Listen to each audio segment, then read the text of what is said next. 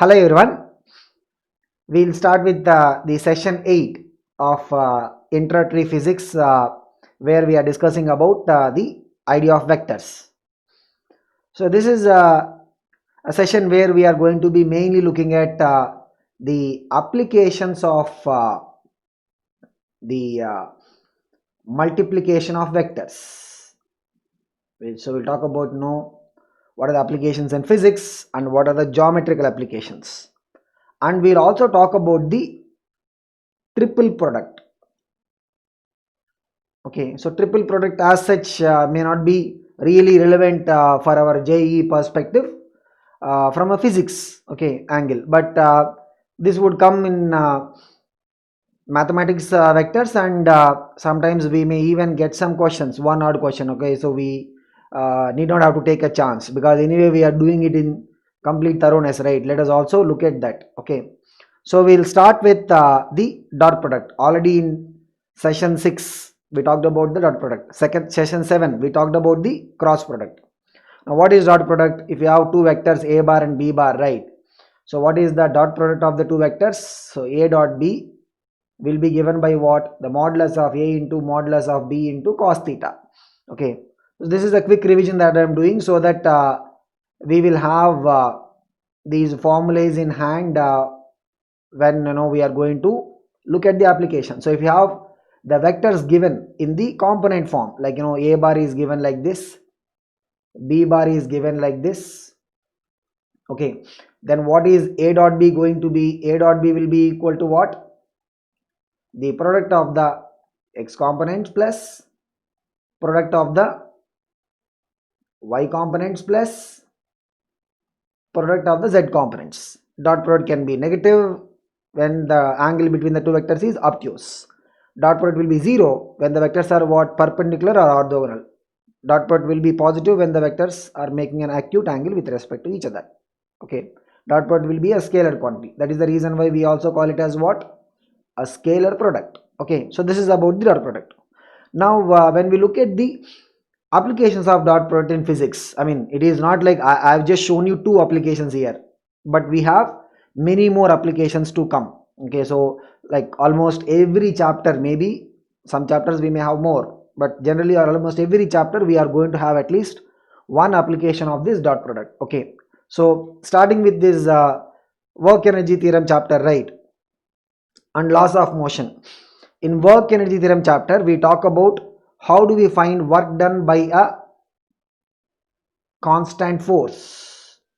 Why I am saying constant force is we will have a slightly different approach when we are dealing with a variable force. Okay, we'll learn about it. Okay, when we go to the work energy chapter we'll learn about it. There we'll introduce the idea of the mathematical tool integration. Okay, but if we have a constant force, let us say the constant force is what? F bar, and by acting on that object it is creating a displacement of r bar, then the work done by this constant force is given by W is equal to F dot R, which is equal to F into R into cos theta. Okay, so we can write it, rearrange, we can write it as R into F into cos theta or F into cos theta into R, because after all we are having three terms, right? We can write whatever way we want. Okay, because it's anyway a scalar quantity. So work is actually what? Scalar quantity. That is how work becomes a scalar, because work is the dot product of the force vector with the displacement vector. Okay, now the other application of the dot product that we see in Newton's laws chapter itself, this comes even before the work energy theorem, is finding the power delivered by a force. If you have an object which is moving with a velocity v and there is a force that is applied here, the way it is looking is like, okay, force and velocity are in the same direction, they may be in different directions also. The power delivered to this object by the applied force is given by what? F dot v. How this comes, we'll analyze it when we go to the laws of motion chapter. Okay, but I'm talking about the applications. It is not like we are just studying something about vectors and we are going to forget, and this is going to continue. When we go to +2 electrostatics, we'll talk about electric flux. Magnetism, we'll talk about magnetic flux. Like there are so many other formulae where we are going to apply the concept of the dot product. Okay, so this is about the applications of dot product in physics. This is not the complete list, we are just looking at two specific examples. Okay, now let us look at this question. A block of ice is drawn through a distance of 500 centimeter along a smooth horizontal surface. The pull in the rope is 100 dyne. So they are dealing everything in terms of what? In terms of the CGS system of unit, because the distance through which it is pulled is given in terms of centimeters, and the applied force is given in terms of what? Dyne, which is a CGS unit of force. Okay, the angle between the rope and the ground is what? 30 degrees. Find the work done. So I'll just give you the visualization. So we tie a rope like this, we apply a force, the rope force, we will actually call it as tension. We will learn about it in the Newton's laws of motion chapter.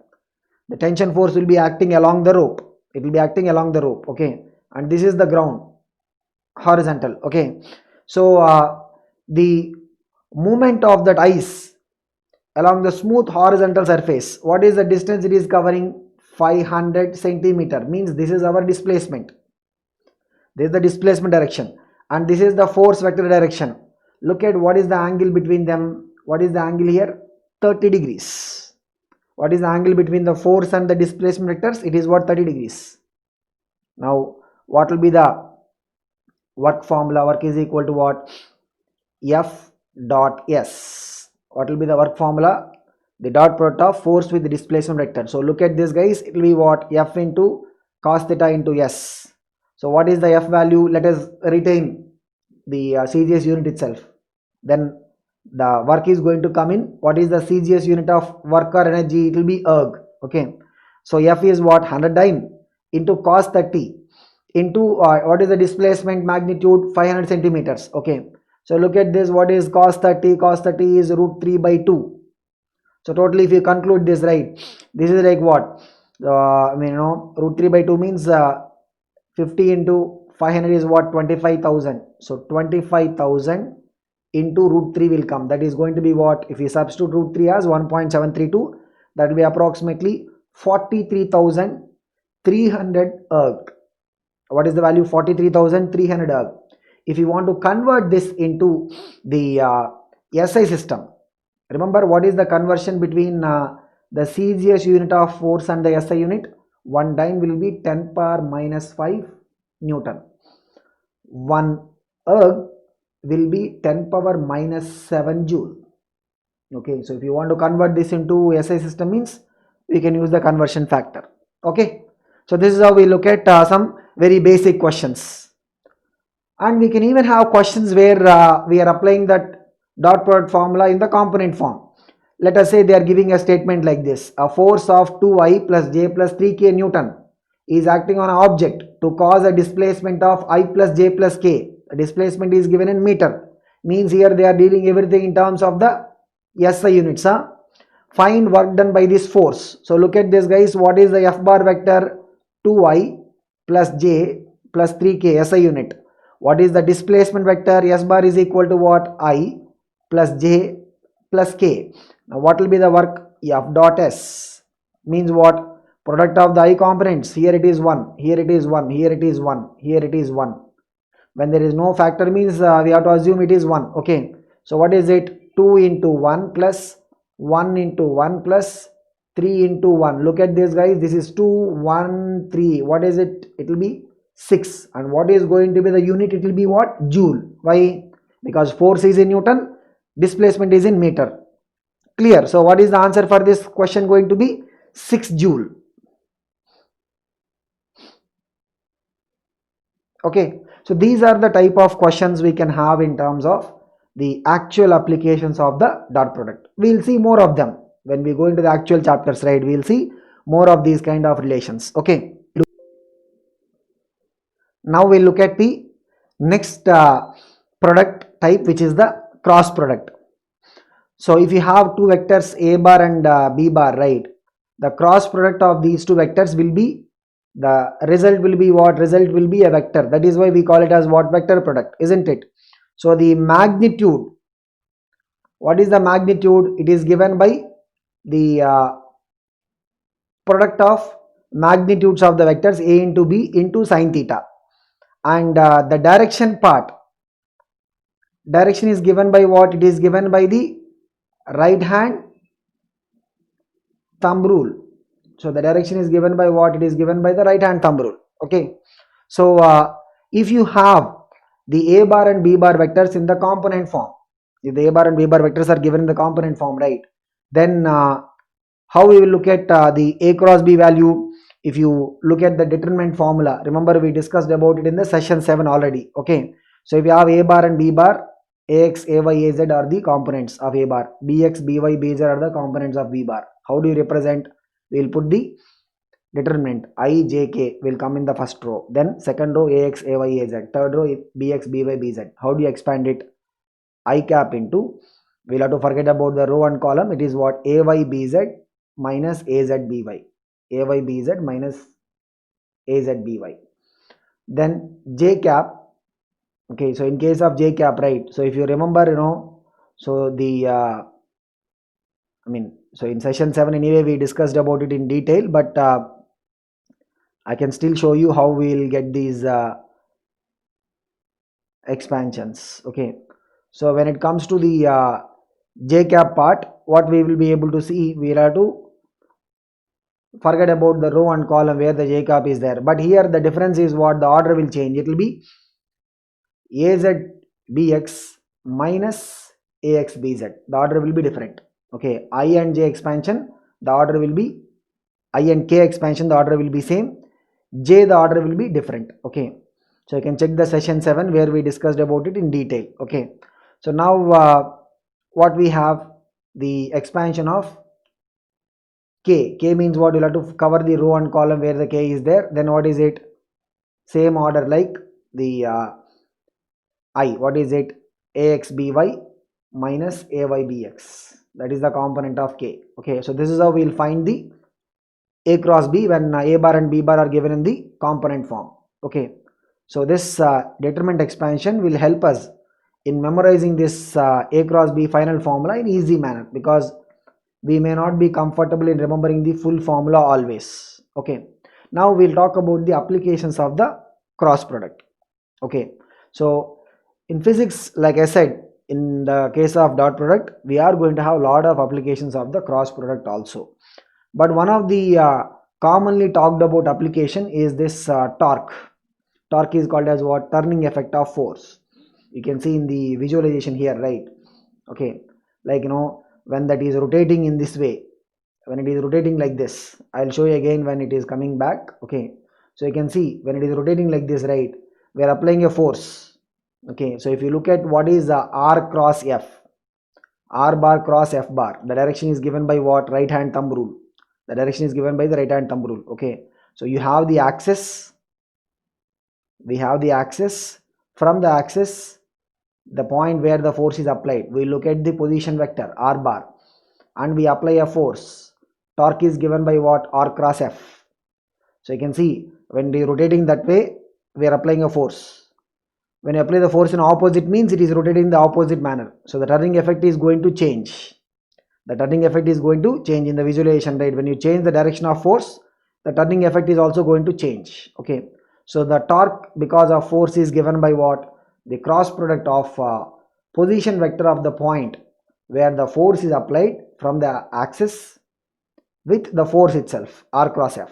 Okay, now like this we have many more applications of the cross product also. We'll see as we go into the respective chapters, we'll be able to see what are all the applications of the cross product we'll be having. Okay, but talking about the importance of cross product even in the geometrical applications, like if you have the area of parallelogram, if you think about a parallelogram, right, like we have a base and we have a height, what will be the area of the parallelogram? So area of the parallelogram will be equal to what? It will be equal to base into height. Okay, I'm not getting into this derivation, how the area will be equal to base into height. Okay, maybe in the 10th standard you would have studied. We'll cut a part of it here, move it to the other side, it becomes like a rectangle. Okay, the parallelogram, if you cut one portion here and then displace it that side, it becomes like a rectangle. Thereby the area will be same as the rectangle formula, which is base into height. Okay, So let us agree that okay, we already know the formula for area of the parallelogram. What is the area of the parallelogram? Base into height. Now we will see how we can get the area of parallelogram bound by two vectors. So look at this. If you have a vector a bar and there is a vector b bar, these are the two vectors. Okay, what will be the parallelogram bound by these two vectors? We have to think about a parallelogram. This we will do in the parallelogram law of vector discussion. We did it, correct? So this is a bar, this is b bar. Now look at it. No, so what is the formula for the area? So this I will say is the base. This I will say is the base. Okay, I'll just erase. Okay, so this is the base, and let me choose a different color to indicate the height, so that we will be able to easily understand this derivation. Okay, it's not a derivation as such, but generally. Okay, so look at this. I am putting the height over here. This is the height. Okay, so perpendicular you draw, that is the height. Okay, now theta will be here, the angle between a bar and b bar. Look at this right angle triangle. No, I don't want to give it a name or anything, so let me just call it anyway for the sake of so look at the right angle triangle. What is the right angle triangle that we are focusing on? The right angle triangle XYZ. Look at that. Okay, so in that this is the h. What is sine theta value? Opposite h by hypotenuse is what? This is hypotenuse. That is the magnitude of the vector b. So which means from here, what is the h value? It will be b sine theta. Okay, but what is the area formula for us? What is area formula? Base. Base is what? A vector magnitude, which is a into height. What is the height? B sine theta. Now take a closer look at this. What is this? AB sine theta. What is AB sine theta? If you have two vectors, okay, so let us say a bar is a vector with magnitude small a, b bar is a vector with magnitude small b, and the angle between them is theta. What is AB sine theta? It is nothing but the magnitude of the a cross b, isn't it? What is the AB sine theta value? It is nothing but the magnitude of the a cross b. So if a bar and b bar are forming a parallelogram as the adjacent sides, then what is the area of the parallelogram given by? It is given by what? Modulus of a cross b. What is it, guys? If you are forming a parallelogram with a bar and b bar as adjacent sides, then what is the area for the parallelogram? It is given by modulus of a cross b. Okay, now sometimes we can also get questions asked on finding of the area of parallelogram in terms of the diagonals. So what is it? Finding the area of the parallelogram in terms of the diagonals. So look at this. No, I will go with the same representation. Let us say we have what? A bar, this is b bar, and let us create the parallelogram. So this is let's say one diagonal d1. So as per our parallelogram law of vectors, what is d1? d1 is nothing but a plus b. What is d1? The diagonal is what? A plus b. Okay, and let me put d2 like this. This is d2. Okay, so if you look at this triangle, right, where a bar, b bar and d2 are present, so what you see is the resultant of b and d2 is a. You can check it. B and d2 are like what? The sides of the triangle taken in order. A is like what? The third side in opposite order. Means what we can write? A is equal to b plus d2. Means a minus b will be equal to what? d2. So diagonals, the way we represented, right? One diagonal can be taken as what? A plus b. Other will be what? A minus b. Vector notation. So look at this now. What is going to be d1 cross d2? The cross product of the diagonal vectors. What is d1 cross d2 means? It is what? A plus b cross a minus b. What is the d1 cross d2? It is what? A plus b cross a minus b. Now we'll use the distributive law. Look at this. A cross a, okay, minus a cross b, then multiply with b, b cross a minus b cross b. What is a cross a? 0. B cross b? 0. What you have is minus of a cross b plus b cross a. So we can write it as what? This also can be written as what? So if you have minus of a cross b and b cross a. B cross a is what? Again we can read it as minus of a cross b, right? Totally what we have? Minus 2 times of a cross b. What is it? The cross product of the two diagonals d1 cross d2 is what? It will be minus 2 times of a cross b. Now that we have completed this, let me just take a different color to do the final concluding step. So I'll just use this space. What is modulus of d1 cross d2? What is modulus of d1 cross d2? It will be equal to what? Modulus of this. Modulus of this means it will be 2 times modulus of a cross b. Modulus means the minus will not come. We are looking at the absolute value or the magnitude of a cross b, correct? Now which means already we have a formula for the area of parallelogram. What is it? If you have a bar and b bar as the adjacent sides of the parallelogram, what is the area of the parallelogram given by? It is given by modulus of a cross b. So from here, right, what is modulus of a cross b? Equal to half times modulus of d1 cross d2, isn't it? It is what? Half times modulus of d1 cross d2. Means the area can be expressed in terms of the diagonal vectors. What is the formula? Half times modulus of d1 cross d2. So this is the area formula in terms of the diagonal vectors. We have two formulas. One in terms of the adjacent sides, mod of a cross b. Second is in terms of the diagonals. What is the formula here? Half times modulus of d1 cross d2. Okay. Now we'll take a quick look at this question. So this is how we'll have the geometrical applications of the cross product. Look at this. The diagonals of a parallelogram are given by 3i plus j plus 2k and minus I plus 3j plus 4k. Okay, so these are the diagonals.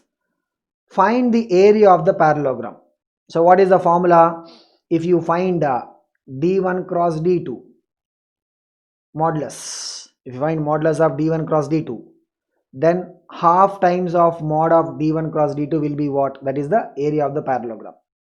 Okay, so if you get a little bit into the use of the relation between the diagonal and the sides in a parallelogram, right, you will see that d1 plus d2 by 2 will be one of the adjacent sides. d1 minus d2 by 2 will be the other adjacent side. Okay, you can just check it. From there also we can find the a bar and b bar, and again, because what is d1? A plus b. d2 is what? A minus b, right? So from there we can get a bar and b bar, and that's how we can also do.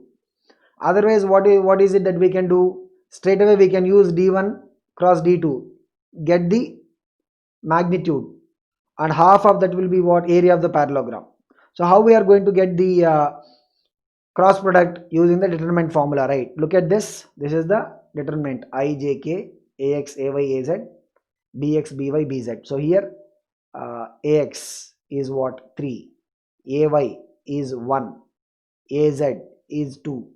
So we are taking this as the first vector. Okay, then bx, let us take it as what? Minus 1, because minus I, right, means the factor is what? Minus 1. by is 3, bz is what? 4. Okay, so this is about the b bar components. Now what is the expansion of the determinant? This we need to practice it. Okay, so how do we do it? I will cover the row and column. It is what? Ay bz minus az by. So practice that order. J only there will be difference. I and k, the order will be same. Okay, it is like what? If you have 1 2 3 4, I and k, what is the order? It is 1 into 4 minus 2 into 3, like that. Okay, this is for the I and k. Only for the j, what is the order? It will be 2 into 3 minus 1 into 4. After covering the row and column, the remaining 4 elements you can see like this: 1 2 3 4 type. For I and k, what is it? 1 into 4 minus 2 into 3. For j only, what is it? It will be 2 into 3 minus 1 into 4, like that it comes. Okay, so these 1 2 3 4 are the positions I am talking about. Okay, so this is about the expansion. The expansion we need to be comfortable. Then only we will be able to quickly get this cross product calculation problems. Otherwise we will be taking a little bit more time. Okay, now what I am going to do is, if you are able to put on the formula, means Now the remaining part is what? Just the substitution part of it, right? So what is it? Ay. What is Ay? 1. Okay, so Ay Bz. What is it? 4. So I into 4. Az is what? 2. By is 3. 2 3s are what? 6. Okay, then plus j. Az bx. Az is what? 2. Bx is minus 1. 2 into minus 1 is minus 2. Ax bz. What is Ax? Ax is 3. Bz is 4. Okay, so 3 into 4. What is it? 12. So it is going to be what? Minus 12. Okay, then what we have is k cap into Ax by. Ax into by. What is it? 3 into 3, 9.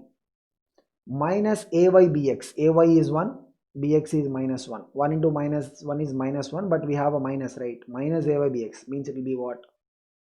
So check this out, guys. What is it? It will be what? Minus 2y minus this is what? 14j plus 10k. This is our d1 cross d2 as a vector.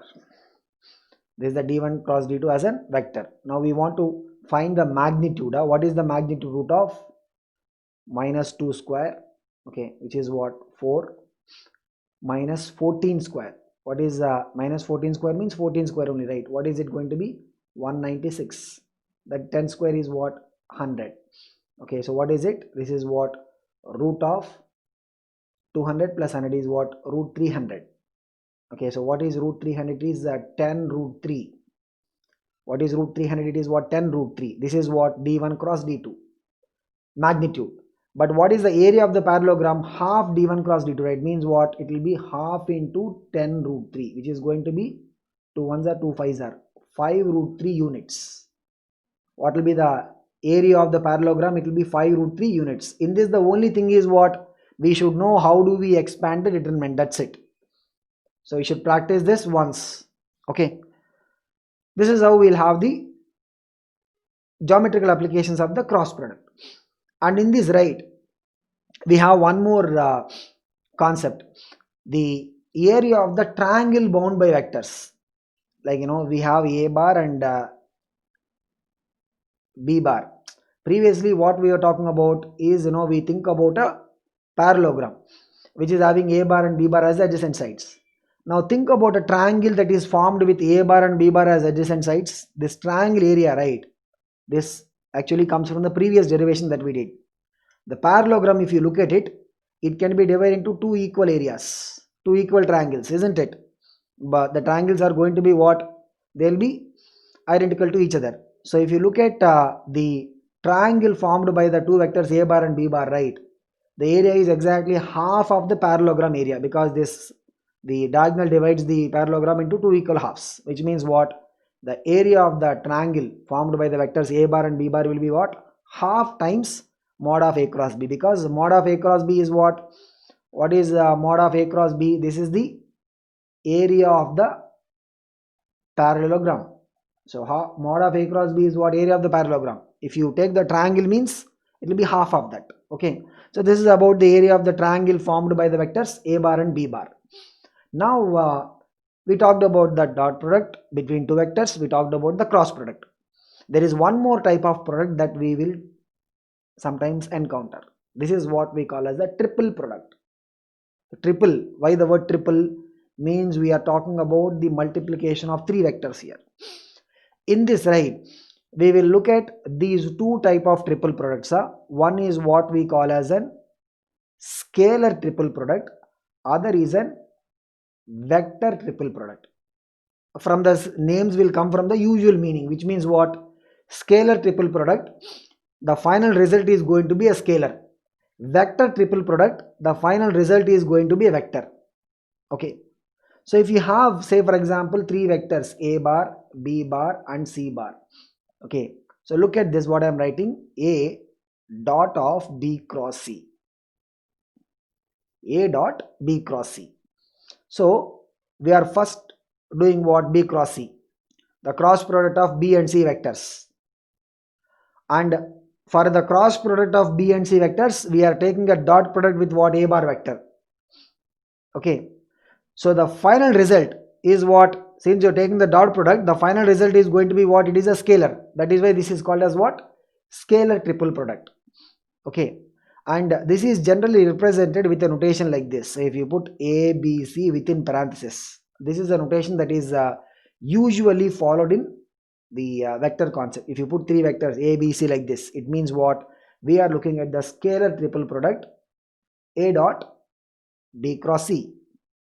And we will see there are some more properties in mathematics. All the properties and all these things will be of useful. Okay, but here we don't need to go too much into the details of it. In math vector chapter we will go, I mean, when you have maths in +2, where you will be dealing with the vectors chapter, there you will talk about the properties of the scalar triple product, properties of the vector triple product, all of those things. But here just the basic understanding is sufficient for us. Okay, now the other side is what? Vector triple product.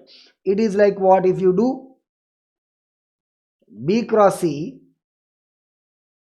and take again a cross product of that with a, this is what? A cross b cross c. So this is what we will call as a vector triple product. We are taking the multiplication of three vectors and the final result is going to be vector. That is why we call it as what? Vector triple product. What do we call it as? We call it as what? Vector triple product. But for us, right, this is sufficient if we look little bit into the scalar triple product. Vector triple product is a little bit beyond. Okay, because in physics we are not going to touch much about that. Okay, now let us dig into the scalar triple product. Particularly this has got an important geometrical application. Okay, so the geometrical application of the scalar triple product is, if you take three vectors a bar, b bar and c bar as the adjacent sides, okay, of a parallelopiped. So parallelopiped is an 3D shape. Okay, so where the opposite edges will be what? Parallel, like the parallelogram. Okay, but it is a 3D shape. Parallelopiped is what? It is a 3D shape. Okay, a parallelogram is a 2D shape. A parallelopiped is what? 3D shaped. But any two opposite edges you take, they will be what? Parallel and equal. That is what is the parallelopipe. Okay, now for a parallelopipe that you see over here, right, the volume of the parallelopipe. Okay, so volume of 3D shapes will be given by what? The symmetric 3D shapes will be given by what? The base area multiplied by the height. Just like the way in parallelogram, what did we say? Area will be what? Base into height. Okay, so here if you look at it, the base, which is shaded portion here, b and c are the adjacent sides of the, what is the base? Base is a parallelogram. Huh? What is the base here? Base is a parallelogram. B bar and C bar are what? Adjacent sides. Then what is the area value? The area will be what? Modulus of B cross C, isn't it? What is the area value? Modulus of B cross C, which is what?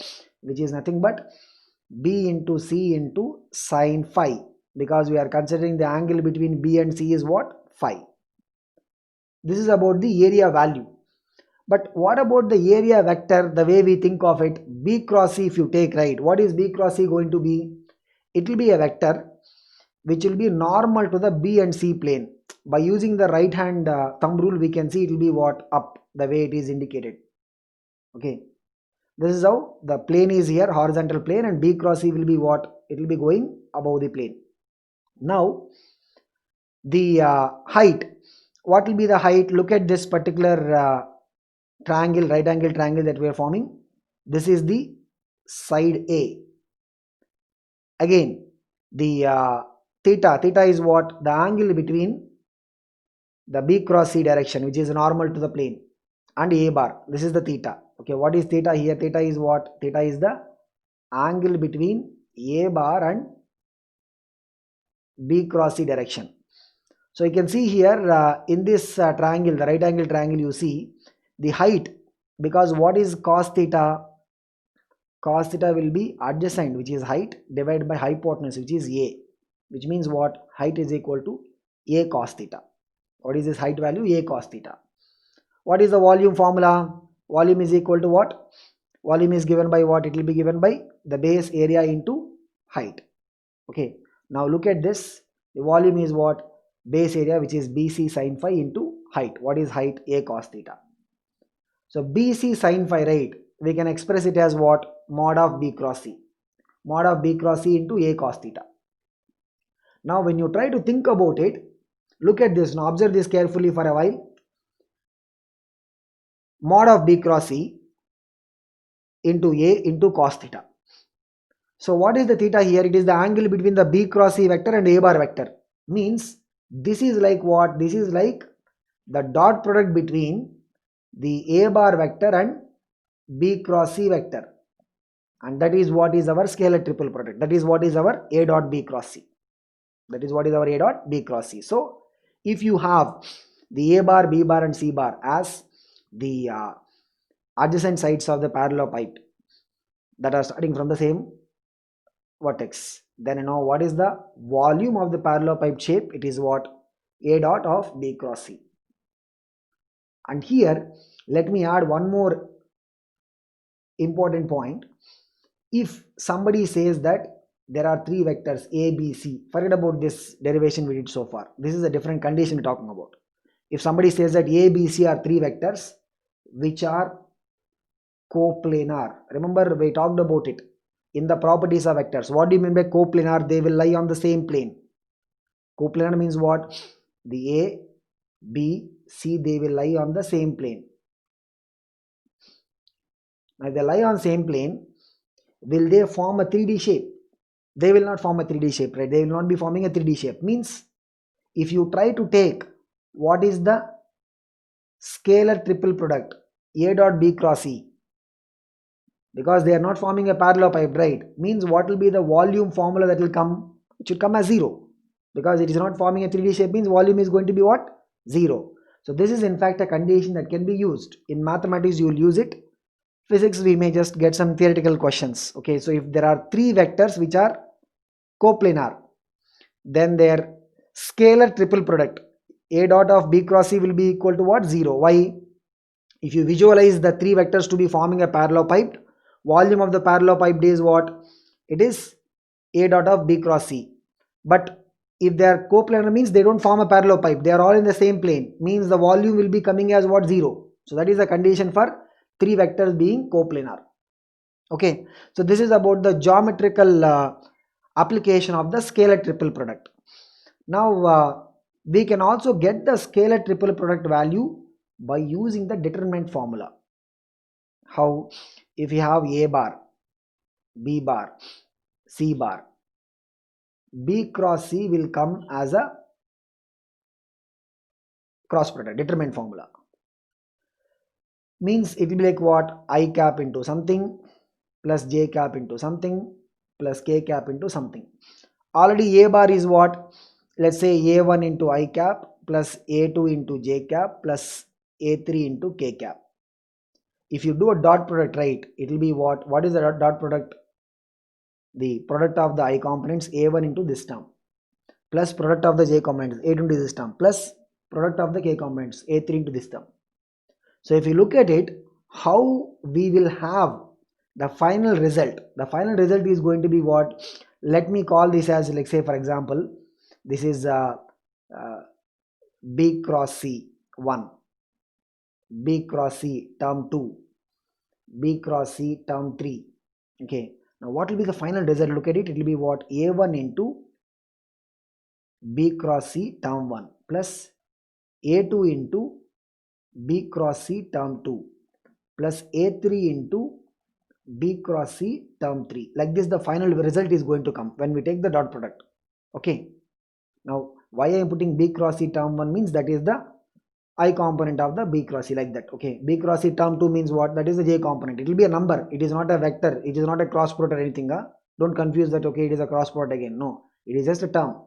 B cross C term 3 means what? That is the third term, like that. So if we look at this result, observe this carefully. This is same as our previous determinant formula. Difference is what? In case of I we are having what? A1. In case of J we have A2. In case of K we have A3. That is the difference. Which means if we look at the A dot B cross C, right? A dot B cross C can be given by the similar determinant formula. How? Look at this. Okay, so if we have the vector A bar is A1I plus A2J plus A3K, B bar is B1I plus B2J plus B3K, C bar is C1I plus C2J plus C3K. Like this we have the vectors. Then normally what is B cross C? It will be I, J, K. We will put what? B1, B2, B3, C1, C2, C3. This is B cross B in terms of the determinant. A dot of B cross C means similar determinant formula, because as we seen, the final result, the position of I will be taken by A1, position of J, wherever I is multiplied, A1 will be multiplying, because it will be what, if you take the dot means it will be what, A1 into this term plus A2 into this second term plus A3 into third term, isn't it? So in the determinant formula that you have here, just replace ijk with A1, A2, A3. Just replace ijk with what? A1, A2, A3. And we know how to expand the determinant. It will be what? A1 into, close the row and column, it will be what? B2, C3 minus C2, B3. Okay. Plus A2 into, so the same way we expand the determinant. Is it clear? So this is how we look at the A dot of B cross C value to be given by the determinant formula. Okay. So this is what we have in terms of the applications of the dot product, cross product, in terms of physics applications as well as the geometrical applications, and the idea of the triple product. Okay, so with this, we would have covered the concept of vectors to the level that is required for us to solve problems in JEE Mains and JEE Advanced. But as it is said, the questions in JEE Advanced and JEE Mains also, sometimes they might expect us to apply the thought. So we may have got the knowledge by covering these topics, but we need to see how this knowledge can be applied in various contexts. Okay, we'll see in the next chapter.